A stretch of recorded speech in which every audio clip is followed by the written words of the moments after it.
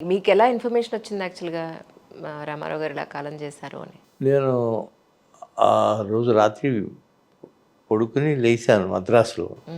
లేచానంటే అప్పుడు చెప్పారు పెద్ద ఆయన రాత్రి పోయారంట అని. అప్పుడు నేను బాలకృష్ణ అందరం హుటాహుటిన హుటాహుటిని బయలుదేరాము. అయితే ఇప్పుడు మీరు చెన్నైలో ఉన్నారు అప్పుడు? నేను చెన్నైలో ఆహాహా. హుటాహుటిని వెళ్ళాం. అన్ని 2 రోజులు అక్కడే ఉన్న కార్యక్రమాలన్నీ ముగిసి వచ్చింది. చాలా బాధాకరమైన విషయం అనిపించింది. ఆయన ఆఖరి సినిమా మేజర్ చంద్రకాంత్. అంతే కదమ్మా. తర్వాత మీరు వెళ్ళారా ఆ షూటింగ్కి? ఏమన్నా మీ సినిమాలు కాకుండా ఆయన షూటింగ్లో ఉన్నప్పుడు? వెళ్ళేవాడిని కదమ్మా. అవునా? ప్రతిరోజు వెళ్ళేవాడిని. నేను ప్రతిరోజు ప్రతి షూటింగ్ వెళ్ళేవాడిని, కూర్చునేవాడిని, అంతా ఎంజాయ్ చేసేవాడిని. సూర్యదత్తు ఇది బాగా మోడర్న్గా తీస్తున్నారు రాఘవేంద్రరావు, నెక్స్ట్ సినిమాలో గుర్తుపెట్టుకో అని చెప్పేవారు. అసలు మీది రాఘవేంద్రరావు గారిది ఇద్దరి పక్క పక్కన కూర్చోబెట్టి చేద్దామని ఫస్ట్ ప్లాన్. అవునమ్మా.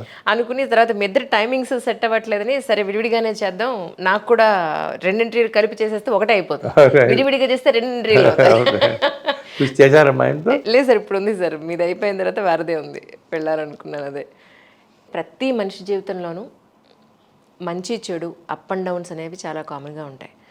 ఆయన ఎలక్షన్స్లో ఓడిపోయినప్పుడు కానీ, ఒక సినిమా ఫెయిల్ అయినప్పుడు కానీ, ఆయన బాధపడ్డ సందర్భం లేదు అని అంటే మీరు ఎప్పుడన్నా మీతో షేర్ చేసుకున్న సందర్భం అంటే ఏం చెప్తారు సార్? మంచి చెడు ఏమైనా ప్రతి వారి జీవితంలో ఉంటాయి అనుకోమ్మా. సార్ నేను ఎంటర్ అయిన తర్వాత ఆయనకి అంత మంచి తప్ప చెడు అనేది నేను చూడలేదు. ఎదురులే మనిషి అయిన దగ్గర నుంచి ఆయన అసలు నిశ్చింతగా కాలు మీద కాలేసుకుని చాలా హ్యాపీగా ఉండేవారు. ఆ తర్వాత రాజకీయాల్లోకి వెళ్ళటం, ఆ తర్వాత అక్కడికి వెళ్ళిన తర్వాత ఫస్ట్ టైం ఓడిపోయిన తర్వాత నేను వెళ్ళి కలిశాను. కలిసి అందరినీ రండి రండి రండి రండి అని, ఏముంది అదో రాజకీయం, మనకి మన పని మనం చేసుకుందాం అనేవారు. వాళ్ళు ఏదన్నా ఇక్కడ రాజకీయంగా మీరు అవసరం అండి, ఇది మాట్లాడాలండి, ఇది చేయాలండి అంటే అప్పుడు తప్పకుండా వెళ్ళేవారు. నాచారం స్టూడియోలో మాత్రం ఆయన యాక్టివ్గా ఉండేవారు, సినిమాలు తీసుకుంటూ ఆయన సినిమాలు ఇప్పుడు వెళ్ళేవాళ్ళం. అప్పుడు ఆయన కూర్చోబెట్టి ఏంటి సలహాలన్నీ అడుగుతుండేవారు, అన్నీ చెప్తుండేవాళ్ళం. ఫిల్మ్ ఇండస్ట్రీలో మీ ఫ్యామిలీ నుంచి మీరే మొదటి వ్యక్తేమో కదండి? నేనే వెళ్ళాను. అప్పట్లో అంటే సచ్ యంగ్ ఏజ్, 21 అంటే 20sలో చాలా ఎర్లీ 20sలో ఇంట్లో పేరెంట్స్ కానీ?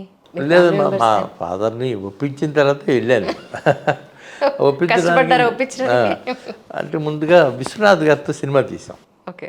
నా 20th వయసులో ఉండగా విశ్వనాథ్ గారితో మొదలుపెట్టి చేసాం. ఆ తర్వాత నేను ఇట్లా ఎన్టీ రామారావుతో తీస్తాను నాన్న అని చెప్పా. సరే నేను చెప్పేది ఏముంది, నీ పౌరు పడలేక కదా నేను సినిమా తీశాను అని. సరే కానీ అట్లా వచ్చేసాము. మీ సక్సెస్ని చూశారు కదా మీ నాన్నగారు, మీ అమ్మగారు చూసారమ్మా. అప్పుడే ఉన్నారు, నువ్వు తీసుకునేదేం కరెక్టే దత్తు అన్నారా? చాలా సంతోషపడ్డారు మా నాన్నగారు కూడా. ఇప్పుడు నా 100 days ఫంక్షన్కి కావాలంటే పిలిచేవాళ్ళం, చిరంజీవి గారి ఫంక్షన్స్కి. చిరంజీవి గారు కూడా నాన్నగారు అంటే వచ్చేవారు. అందరినీ చూశారు ఆయన కూడా. ఇప్పుడు మనకి 100 days అనేది ఎక్కడో కానీ కనపట్టలేదు సార్. వారం రోజులు సినిమా ఆడితే, లేదంటే 2 రోజులు సినిమా ఆడితే అమ్మాయి సూపర్ హిట్ అనుకుంటాం. కానీ అప్పట్లో ఒక 40-50 ఏళ్ల క్రితం 100 days అంటే నిజంగా 100 days. నిజంగా 100. ఎలా ఉండేది సార్ ఆ పండుగ? ఒక్కసారి గుర్తు చేసుకున్నాం. ఎదురు మనిషి చేసామమ్మా 100 days ఫంక్షన్, ఫస్ట్ సినిమా. తర్వాత యుగ పురుషుడు కూడా చేసాం. ఆ తర్వాత నుంచి రొటీన్ అయిపోయింది. చిరంజీవి గారు వచ్చిన తర్వాత వాల్యూమ్ పెరిగింది, పెద్ద జనాభా పెరిగింది. నాగార్జున గారు, కృష్ణ గారు అందరితోనూ తీసాం కాబట్టి అన్ని సినిమాలు ఎంజాయ్ చేశాను. అప్పుడు మీరు ఎంగేజ్లో ఒక 40-50 ఏళ్ల వరకు కూడా మీరు చేసిన యాజ్ అ ప్రొడ్యూసర్గా ఉన్న దానికి, ఇప్పుడు ఉన్న ప్రొడ్యూసర్ ఉన్న కష్టాలకి తేడా అంటే ఏం చెప్తారు సార్? తేడా అంటే మా అమ్మాయిని అడగాలని చెప్తాను. నా కూతుళ్ళు 2 ఉన్నారు కదమ్మా, ఇప్పుడు వాళ్ళే చూస్తారు అంతా, ఆఫీస్ అంతా, సినిమాలు అన్నీ కూడా వాళ్ళే తీస్తున్నారు కదా. కలికి డాడీ అంటే నాకు మధ్యలో నాకు కథలు చెప్తుంటారమ్మా అన్నీ. తర్వాత ఏమైనా మార్పులు చేర్పులు ఉంటే చెప్తాను నేను. నాకు బాగా నచ్చిన సినిమా సీతారామం, వాళ్ళు చేసినారు. సీతారామం అద్భుతమైన సినిమా సార్. సినిమా అసలు మళ్ళీ అంత ఎలిగెంట్గా ఒక ప్రేమని ఎక్కడా కూడా వల్గారిటీ వల్నరబిలిటీ లేకుండా లేకుండా చాలా రాయల్గా తీశారు సినిమాని, అద్భుతంగా తీశారు. తీసాం. అది బాగా కథ చెప్పాడు, బాగా టెక్నికల్గా బాగా తీశాడు. అట్లాగే సీతారామం కంటే ముందు అసలు ఫస్ట్ టర్నింగ్ పాయింట్ అది కదా, ఆ, మన సావిత్రి గారి. సావిత్రి గారు. అవును. అది ఒకటి మంచి సినిమా. మేము తీసిన సినిమాల్లో గర్వంగా చెప్పుకోవాలంటే ఆ రెండే ఎక్కువ చెప్పుకుంటాను నేను. తర్వాత కల్కి ఆల్ టైమ్ రికార్డ్ క్రియేట్ చేసింది. నిజానికి కల్కి 2 గురించి అందరూ వెయిట్ చేస్తున్నారు. చేస్తారు. అంటే మన హిస్టరీని బేస్ చేసుకుని, మన పురాణాలని బేస్ చేసుకుని ఉన్న కథ కాబట్టి అందరికీ ఇప్పుడు యంగ్స్టర్స్ 15-16 ఏళ్ల వాళ్ళు కూడా ఏం జరుగుతుంది నెక్స్ట్ కథలో అని వెయిట్ చేసేంత ఇంట్రెస్టింగ్ సినిమా అది. ఆ సినిమాకి వచ్చినంత హైపు ఇప్పుడు ఆ సినిమాకి వచ్చినంత ఇది నాకు తెలిసి ఏ సినిమాలకి రాలేదేమో అనిపిస్తుంది. అందుకని ఏప్రిల్ మేలో స్టార్ట్ చేస్తాం. షూటింగ్ అండి డిసెంబర్కి అయిపోతుంది. ఓ, అంత తొందరగా అయిపోతుందా సార్? అంటే మిగతా రోజుల్లో అన్నిట్లోనూ 30% 25% ఉందమ్మా ఇప్పుడు. ఓకే. మిగతాదంతా తీయటం. సో 2025 ఎండింగ్ వరకు రిలీజ్ అవ్వచ్చేమో. 2025 ఆర్ 26 బిగినింగ్లో కానీ. సార్ నిజంగా ఆ, లో ఈ ఎస్పెషల్లీ ఆఫీస్ ఈ ప్లాన్ ఎవరిది, ఎంత బాగుందో ఫ్లోరింగ్ దగ్గర నుంచి కూడా. ఇది ఆల్మోస్ట్ మన ఆకాశంలో అవునమ్మా. మబ్బులు అప్పుడప్పుడు చూసారు చాలా కలర్ఫుల్ గా వస్తాయి. అవునమ్మా. అలా అలా ఉంది, ఆకాశం చూసినట్టుంది ఈ ఫ్లోరింగ్. ఇది ఒరిజినల్గా యూరోపియన్ అమ్మ, యూరోపియన్ వాళ్ళనే తీసుకొచ్చి ముగ్గురు వచ్చారు. 1 వీక్లో కంప్లీట్గా చేసేసి వెళ్ళిపోయారు. ఎంత బాగుందండి, నేచర్కి దగ్గరగా, వెంటిలేషన్ ప్రాబ్లం లేదు, చాలా బాగుంటుంది. చాలా అద్భుతంగా ఉంది సార్. మీ డాటర్స్ ఇద్దరిదేనా ప్లాన్? వాళ్ళదేనమ్మా. ఓకే. వాళ్ళు ఇచ్చారు. ఇట్లా అంటే చాలా బాగుంటుంది అనుకుని చేసాం, బ్రహ్మాండంగా చేసాం. చాలా బాగుంది sir. That's so good actually. మన ఎన్టీఆర్ గారి సినీ వజ్రోత్సవం సందర్భంగా ఒక్కసారి వెనక్కి తిరిగి చూసుకుంటే రామారావు గారితో ఉన్న అనుబంధాన్ని ఒక్కసారి మాతోనే షేర్ చేసుకుంటారని.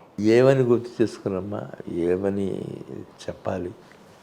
మహనీయుడి గురించి ఏం మాట్లాడాలన్నా తక్కువే అవుతుందేమో అన్న భావన కలుగుతుంది తప్ప ఆయన కుటుంబం మొత్తం యావత్ కుటుంబం గొప్ప కుటుంబం అని. ఆ రోజులు మళ్ళా వస్తే మళ్ళీ ఇంకేమన్నా కోరికలు ఉన్నాయా దత్తు నీకంటే ఇంకో 2 సినిమాలు చేశా ఆయనతోట అనిపిస్తుందమ్మా. అలా ఉంటుంది. ఆయన ఎప్పుడన్నా కృష్ణుడి వేషం వేసినప్పుడు లేదా రాముడి వేషం వేసినప్పుడు వెళ్ళి అప్పుడు నేను లేనమ్మా. రాముడు, ఆ తర్వాత రావణాసుడు, ఆ తర్వాత ఆయన స్టూడియోలో ఆయన సొంత సినిమా తీశారు. అప్పుడు అంత కంటిన్యూస్గా నేనే ఉండేవాడిని. అప్పుడు బాగా ఎంజాయ్ చేసేవాడినమ్మా. ఆయనకి ఇష్టమైన ఫేవరెట్ ఫుడ్ అంటే ఏంటి సార్? ఎప్పుడన్నా ఏమన్నా కొద్దిగా బిర్యానీ తింటే చూసేవాళ్ళం అమ్మ, అంతే. అంత తప్ప ఫేవరెట్ ఫుడ్ ఏమీ ఉండేది కాదు. ఆయన తెల్లారిగట్ల 4ంటికి లేచి వచ్చి తినేవారంట, ఏదో కోడి, ఏదో చిన్న కోడి. తర్వాత 6:30-7ంటికి టీ తాగేవారు, వచ్చేవారు, కూర్చునేవారు, అంతే. ఇంకా రాత్రి తొందరగా ఇంటికి వెళ్ళి మళ్ళీ పడుకుందామని అనిపించేది.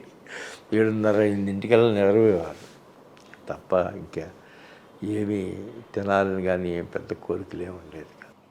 ఎప్పుడైనా తినాలంటే మేమే తెచ్చేవాళ్ళం. ఏదోటి ఏ స్వీట్ షాప్ నుంచో ఏదో మంచి స్వీట్స్ చేసి తెచ్చిపెట్టేవాళ్ళం.